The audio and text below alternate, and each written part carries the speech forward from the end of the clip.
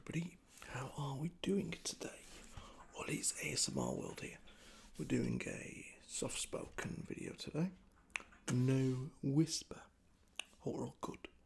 So if you can hear some racket in the background, that is my dog eating his biscuits and being a general noisy kid. He might pop up here in a minute. Nope, he's gone to the other dish. We've got 5 dogs and he's coming and eating all the other dogs' food. Anyways, we're all good. So, Group D is actually not the group of death. Actually, we've done Group D. This is Group E. Group E, for our Euro 2020 preview. We're going to get right down in a second, guys. Hit the thumbs up if you enjoy the videos. That's important. Hit the thumbs up right now. Subscribe if you haven't already. Comment below. Also, join our Euro competition. It might be too late now, though. By the time this video goes out, it's probably going to be too late. So watch it on here. Enjoy it. Right.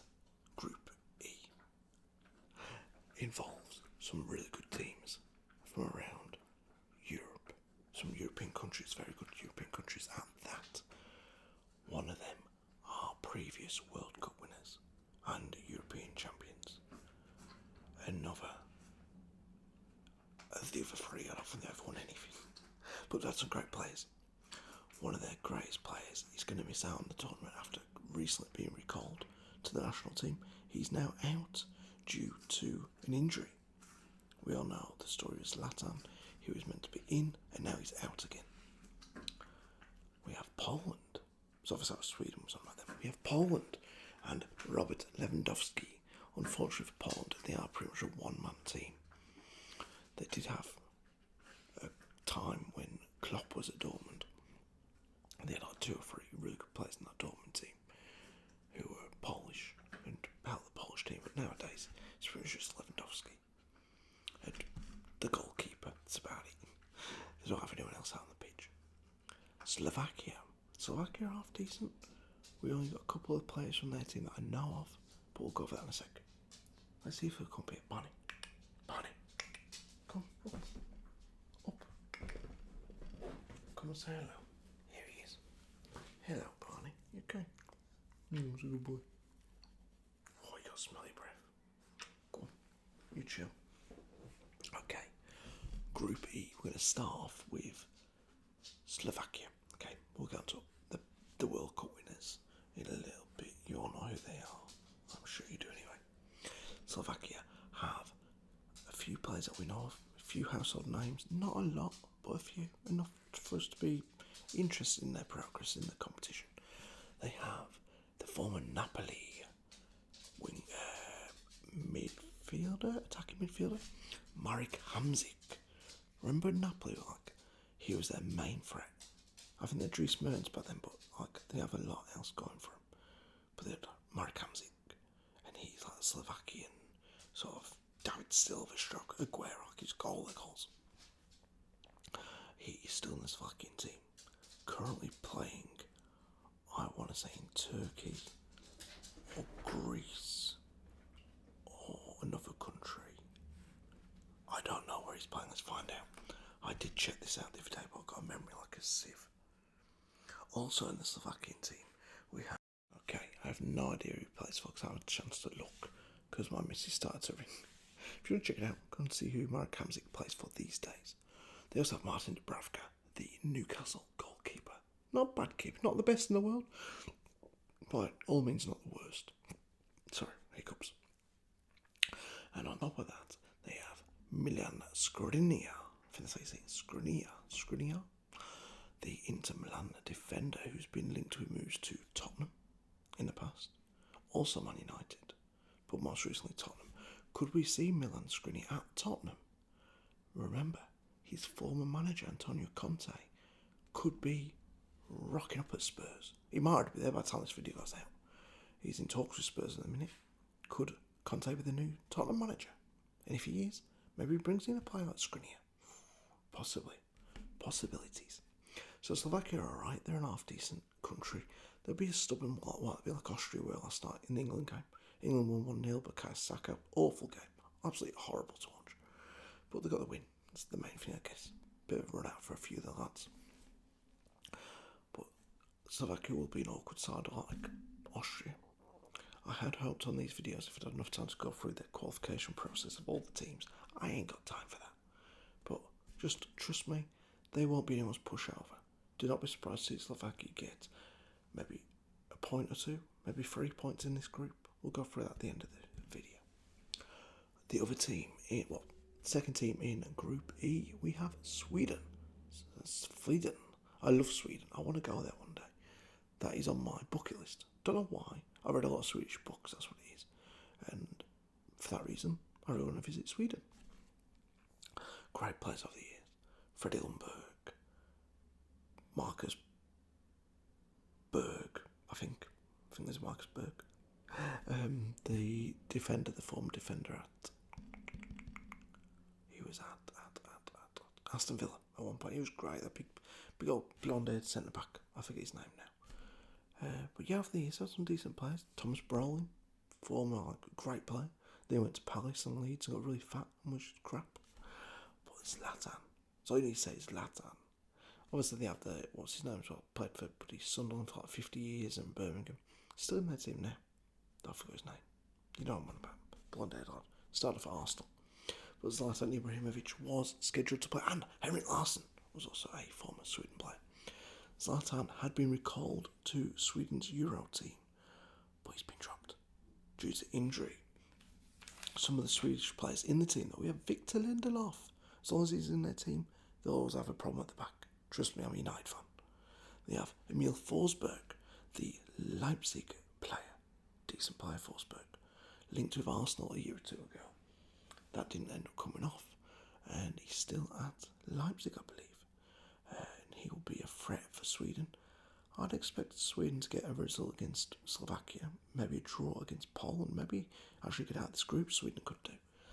They have Isaac of Sociedad. And he was alright, actually. I watched him in the games against Man United. And he was actually alright, Isaac was. He's one of their standout players. And they also have Pontus Jansson of Brentford, formerly of Leeds United, promoted to the Premier League with Brentford. Pontus Jansson, a leader at the back, and half-decent player at international level. This isn't the strongest Swedish team you'll ever see, especially not Zlatan in there. But they'll be stuck. So as I was saying, I would expect Sweden to get 1, maybe 4 points. I think they'll get at least a draw against Slovakia. But I would not be surprised at all to see them maybe beat Slovakia and get a draw against Poland. That Poland-Sweden, that'll be a 50-50 game for certain. The Polish team, let's have a look at those quickly. The players in the Polish team. We obviously have Robert Lewandowski, Bayern Munich legend, Bundesliga legend, European legend. What a legend. Can't argue his stats. I mean, he is literally their main goal threat. But I always think it's such a shame. Like, you get these great players. Of these, there's been a lot of great players. A lot of great players. But unfortunately, they've played for countries that haven't had great teams. So, back in the day when I was a kid, you had Ryan Giggs. Ryan Giggs, what a player. If he'd been in the England team, I'm not saying we'd have won a tournament, but he would have performed game in, game out, international level. Unfortunately, he played for Wales, a country that didn't really have a great deal of great players back then. They had some, but not a lot. A lot of the better players, when he was younger, were finishing their careers, so the latter part of his career, like 30s upwards, the Welsh team was pretty average. Zlatan at Sweden, great player, one of the world's best, one of the best I've ever seen, but didn't have the players around him at international level to do anything. Lewandowski falls into that bracket. Great player. Obviously Poland's main star. But when you look at the players, I mean, I only go through the list of players selected, and I pick out the names I know or that I can talk about. There wasn't a great deal in that Polish team. I'm not saying I'm an encyclopedia of European football, but there were a great deal in there. I was like, oh my God, I can't believe Lewandowski's in there with so-and-so. We have Lucas Fabianski. I believe he'll be either I'm not sure if he's first or second choice. I'm guessing Szczesny, obviously playing for Juve, is still the first choice for Poland. But Fabianski's in there as backup. The West Ham goalkeeper. Don't let West Ham down. Their best finish in Premier League in years and years and years. So Fabianski's good backup. But I think Szczesny is still the number one for Poland though. Klich. Yes, Klich, the Leeds United player. He's also in the Poland Euro 2020 team. So I think he's alright. A little bit, I've not seen a lot of him. I've seen a little bit in the Premier League. But if you're Lewandowski and you're relying on something like Klich to help you get out of the group stage, you might be struggling. And Jan Bednarek, half decent. I've seen a bit of him for Southampton this season. I'm sure he was, well, it was Bednarek, wasn't it, linked with a move to Tottenham very recently during the season when Jose was still there. There's talk that Jose would want Bednarek at Tottenham for the upcoming season. Tottenham had 1 or 2 Southampton players over the years. Hoyvier most recently, and I guess that is why Bednarek has been linked, possibly, I don't know. Well, I don't see that deal still happening if Conte comes in on Poch. It might do. We'll have to wait and see. But Poland, they're a useful team. England played them recently, didn't they? I'm sure we played Poland recently. I think we got the win. I don't see them really posing much of a threat on the whole competition, in all honesty. Now, the stars of the group are a country that aren't... I don't know, I went through the other day, I went through the Euros, and I was looking at all the different squads that have been called up, and I was like, where the hell's the main threat? And then I watched England last night, and they were crap anyway. But apart from England and France, none of the countries are that good. Spain, that's who we're going to talk about, Spain, okay. So I started writing down their list of players that are being included before I actually looked at the list of players called up. First name on my list, right here. Ramos. Sergio Ramos. It was the first name I wrote down. It was the first name I crossed off. He has not been called up to the Spanish team. I know he had an injury. I know he was out injured for a while with Real Madrid towards the end. Was struggling to make the Champions League team that played against Chelsea. I think he made it back for the last couple of league games. He hasn't been included in the Spanish international team for the first time in like 74 years. There's no Sergio Ramos. What the hell?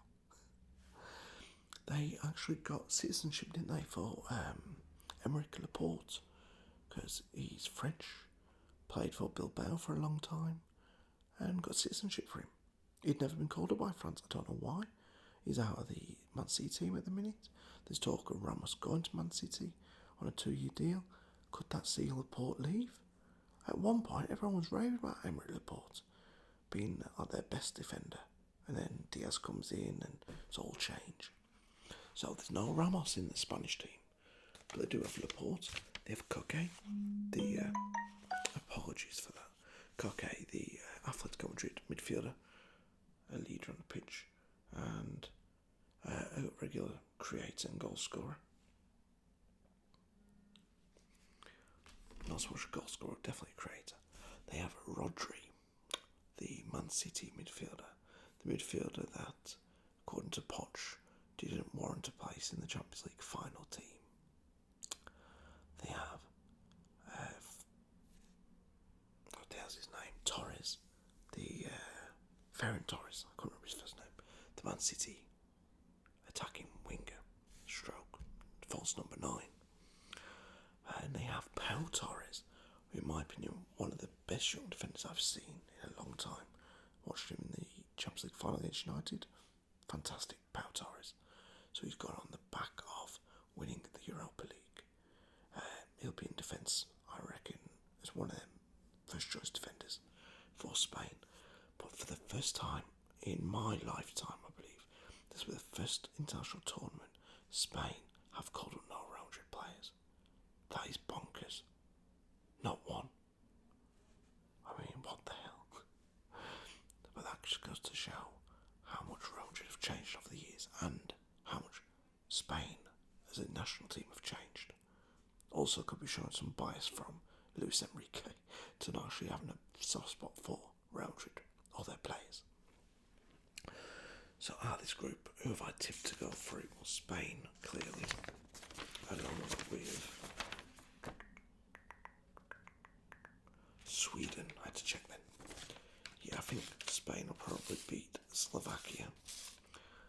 They might end up with a draw in the Sweden or Poland game and win the other one. I think Spain will get about 7 points. Sweden, I think they beat Slovakia. More than likely get a draw with Spain, possibly, and maybe a win over Poland or a draw. It'll be enough to get them through anyway. That's my pick. Spain and Sweden from Group E to qualify. So if you get them in the Euro 2020 draw, well done. You get a team who I think will get through to the group stage, or out of the group stage, to the next round. Guys, hope you enjoyed the video. Hit the